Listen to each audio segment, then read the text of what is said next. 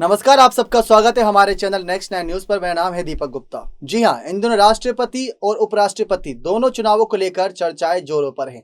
सबसे ज्यादा चर्चाएं यहां पर राष्ट्रपति चुनाव को लेकर है, क्योंकि दोनों पक्षों की तरफ से उम्मीदवारों की यहां पर घोषणा कर दी गई थी। जहां पर एक तरफ द्रौपदी मुर्मू देखने को मिल रही है पक्ष की तरफ से, केंद्र सरकार यानी एनडीए की तरफ से, तो दूसरी तरफ विपक्ष के तौर पर यहां पर यशवंत सिन्हा खड़े हैं। यानी कि इस चुनाव में जोरों शोरों से चुनाव प्रचार भी हो रहा है, बयानबाजियां भी खूब हो रही हैं, लेकिन बात आती है उपराष्ट्रपति चुनाव को लेकर। जी हां, आप सभी को बता दें, जहां 18 जुलाई को चुनाव होना है राष्ट्रपति पद पर, तो उसके कुछ दिनों बाद यहां पर उपराष्ट्रपति पद को लेकर भी कुछ बड़ी यहां पर घोषणाएं होनी है। जहां 19 जुलाई को नामांकन की आखिरी तारीख होगी। उससे पहले यह तय करना होगा कि अपने पक्ष के रूप में कौन सा उम्मीदवार उतारती है एनडीए। जी हां, चर्चाएं बहुत नामों पर हो रही है, मुख्तार अब्बास नकवी से लेकर अमरिंदर सिंह पर। साथ ही कुछ लोग तो ये भी कहते नजर आ रहे हैं कि एक महिला उपराष्ट्रपति हो सकती है इस बार, और ये पहली बार होगा इतिहास में, जहां पहली बार इतिहास में आदिवासी चेहरे को खड़ा किया गया है राष्ट्रपति चुनाव में। दूसरी तरफ यहां पर बात करें किस तरीके से उपराष्ट्रपति पद पर भी कोई महिला नजर आ सकती है, ऐसी तमाम खबरें निकलकर सामने आ रही है। लेकिन चर्चाओं में नाम यहां पर मुख्तार अब्बास नकवी का भी है, क्योंकि एक अल्पसंख्यक चेहरे के तौर पर भाजपा में बीते 2 दशकों से काफी अच्छे तरीके से कार्यभार संभालते नजर आए। तो इन सब नामों के बीच जो चर्चाएं हो रही हैं उपराष्ट्रपति चुनाव को लेकर, उन चर्चाओं में किस तरीके से मुख्तार अब्बास नकवी का नाम सामने आया, लेकिन उसमें सामने आई कुछ और कड़वी सच्चाइयां। आप ये हमारी खास रिपोर्ट देखिए ताकि आप ज्यादा जानकारी पा सकें कि आखिर चुनावों की मतगणना किस तरीके से, संख्या बल किसकी तरफ ज्यादा नजर आ रहा है उपराष्ट्रपति चुनाव में, क्या विपक्ष अपना कोई उम्मीदवार उतारेगा। इन सब बातों को लेकर हमने खुलासा किया अपनी खास रिपोर्ट में। तो देखिए हमारी ये खास रिपोर्ट।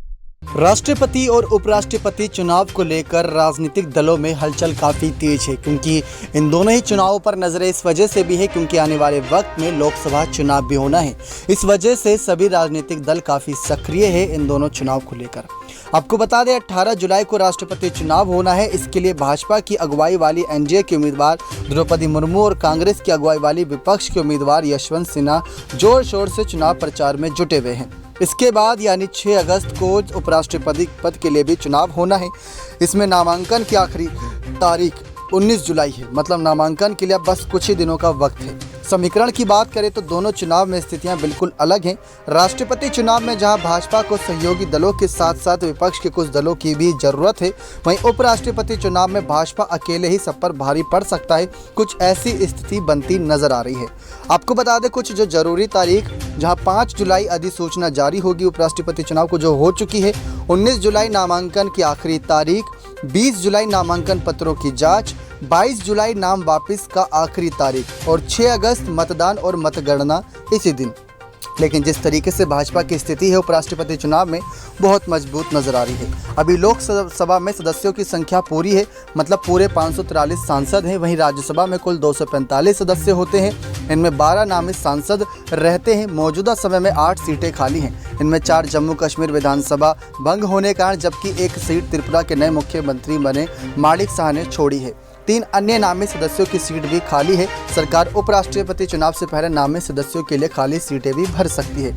इस लिहाज से उपराष्ट्रपति चुनाव के लिए राज्यसभा वोटर्स के आंकड़े सामने आते हैं। पहला ये कि मौजूदा स्थिति में चुनाव में 237 राज्यसभा सांसद वोट करेंगे। दूसरा यह है कि 240 सदस्य वोट कर सकते हैं। 240 सदस्य तब वोट करेंगे जब नामित सदस्यों के तीनों खाली पदों को भर दिया जाए। अब ओवरऑल वोटर्स के आंकड़े पर नजर डालें तो अगर राज्यसभा के 240 सदस्य वोट डालते हैं तो ओवरऑल वोटर्स की संख्या 783 हो जाएगी। लेकिन अगर राज्यसभा के 237 वोटर्स होंगे तो यह आंकड़ा घटकर 780 हो जाएगा।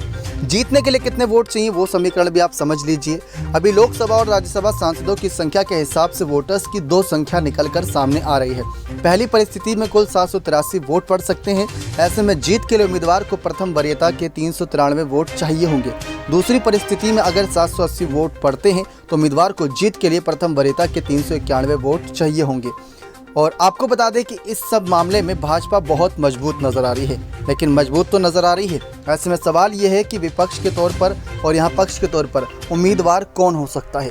जहां पर एक तरफ कई नामों पर चर्चाएं जारी हैं। इस बीच उपराष्ट्रपति पद के उम्मीदवार को लेकर भाजपा की रणनीति समझने के लिए भाजपा के ही एक राष्ट्रीय स्तर के नेता से बातचीत की गई, जहां पर कई खुलासे हुए। उन्होंने बताया कि उपराष्ट्रपति पद का उम्मीदवार उत्तर, पश्चिम या पूर्वोत्तर भारत के किसी राज्य से हो सकता है।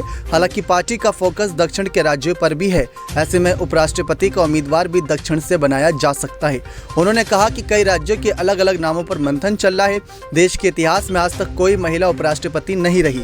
संभव है कि इस बार इतिहास बनाया जाए। अगर ऐसा होता है तो ये एक नया रिकॉर्ड होगा।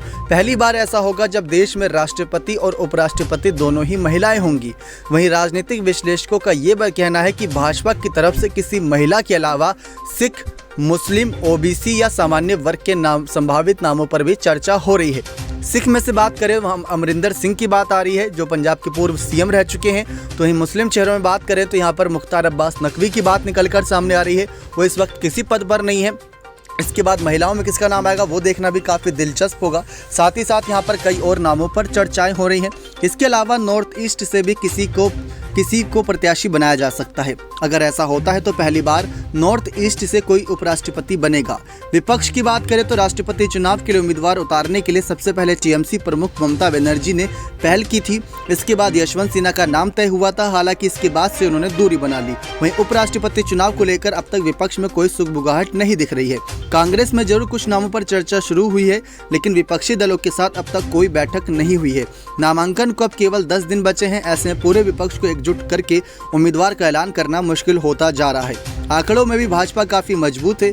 ऐसे में संभव है कि विपक्ष अपना कोई उम्मीदवार ना खड़ा करे और भाजपा का उम्मीदवार निर्विरोध उपराष्ट्रपति चुनाव जीतता नजर आ सके। ये एक बहुत बड़ा फैसला हो सकता है। लेकिन दूसरी तरफ अगर बात करें किस तरीके से मुख्तार अब्बास नकवी को लेकर जो तमाम बातें निकलकर सामने आई, उसमें यह भी कहा जा रहा है कि इस समय जो केंद्र सरकार है उसमें कोई मुस्लिम चेहरा मंत्री नहीं है। जी हाँ, अब ये लगभग तय हो गया है कि केंद्र सरकार अगले 2 साल तक बिना मुस्लिम मंत्री के होगी। ये कोई अनायास नहीं हुआ है। एक रणनीति के तहत सरकार के आखिरी मुस्लिम मंत्री को बाहर किया गया है, ऐसी खबरें हैं। कुछ समय पहले तक केंद्र सरकार में 2 मुस्लिम मंत्री थे, एमजे अकबर और मुख्तार अब्बास नकवी सरकार में मंत्री होते थे। लेकिन कुछ महिलाओं के आरोपों की वजह से पहले अकबर की छुट्टी हुई, उसके बाद अब नकवी की विदाई हो गई। अगले 2 साल तक ये स्थिति ऐसी रह सकती है, ऐसे कयास लगाए जा रहे हैं, क्योंकि लोकसभा चुनाव को भी ध्यान में रखा जाएगा। जहां लोकसभा की टिकट नहीं दी थी, अभी जो यहाँ पर बात हुई थी राज्यसभा के 3 सदस्यों में एमजे अकबर, मुख्तार अब्बास नकवी और सैयद जफरुल इस्लाम रिटायर हो गए हैं। कुछ ये अपने आप में ही रोचक सवाल पैदा करते हैं। भाजपा ने अपने 3 राज्यसभा सांसदों में से किसी को फिर से टिकट नहीं दी। नकवी को रामपुर लोकसभा सीट से लड़ने की बात थी, लेकिन वह नहीं हुआ। इसका मतलब है कि भाजपा ने जानबूझकर ऐसी स्थिति बनाई। या तो उनको उपराष्ट्रपति चुनाव में उतारना चाहती है, या तो इनको कहीं पर अब रखना ही नहीं चाहती। इसका मतलब कि भाजपा ने जानबूझकर ऐसी स्थिति बनाई है कि उसकी पार्टी में कोई मुस्लिम सांसद नहीं रहे और ना कोई मुस्लिम मंत्री बने। असल में अगले लोकसभा चुनाव की थीम ही हिंदू बनाम मुस्लिम का नैरेटिव हो सकता है, क्योंकि कयास ये लगाया गया कि नरेंद्र मोदी की कमान जो कि कह सकते हैं जिस तरीके से भाजपा ने पहला चुनाव विकास के मुद्दे पर लड़ा था, अगले चुनाव में उसे छोड़ दिया गया और केंद्रीय योजनाओं के लाभार्थियों के नाम पर चुनाव लड़ा गया। इस बार हिंदू मुस्लिम के स्पष्ट विभाजन के मुद्दे पर चुनाव हो सकता है, इसलिए सरकार में प्रतीकात्मक रूप से भी कोई मुस्लिम चेहरा नहीं रखना है। ऐसी कई तमाम बातें निकलकर सामने आ रही है। लेकिन उपराष्ट्रपति के तौर पर उम्मीदवार कौन होगा, ये देखना बहुत ज्यादा दिलचस्प हो सकता है। देखा आप सभी ने किस तरीके से उपराष्ट्रपति चुनाव को लेकर चर्चाएं तो खूब हो रही है, जहां पर अगर देखा जाए तो बीजेपी की बहुत बड़ी बहुमत भी हो सकती है। अगर विपक्ष अपना कैंडिडेट खड़ा भी करती है तो भी यहां पर उपराष्ट्रपति चुनाव में साफ तौर पर बीजेपी का प्रबल दावेदारी मजबूत नजर आ रहा है।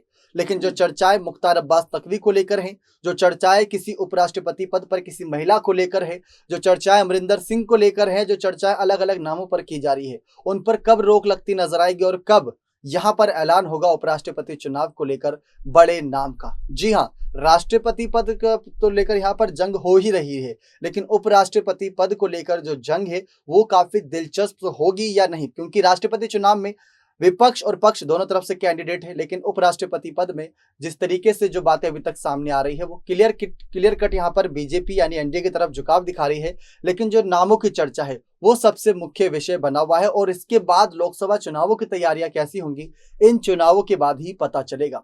तो उम्मीद करते हैं जानकारी पसंद आई होगी। और आपको क्या लगता है कौन सा चेहरा हो सकता है उपराष्ट्रपति पद के लिए प्रबल दावेदार? क्या महिला को यहाँ पर उतारा जा सकता है इस बड़े रण में? तो अपनी राय कॉमेंट सेक्शन में जरूर दीजिएगा। बने रहे चैनल के साथ ऐसी और तमाम बड़ी खबरों के लिए। बहुत बहुत धन्यवाद।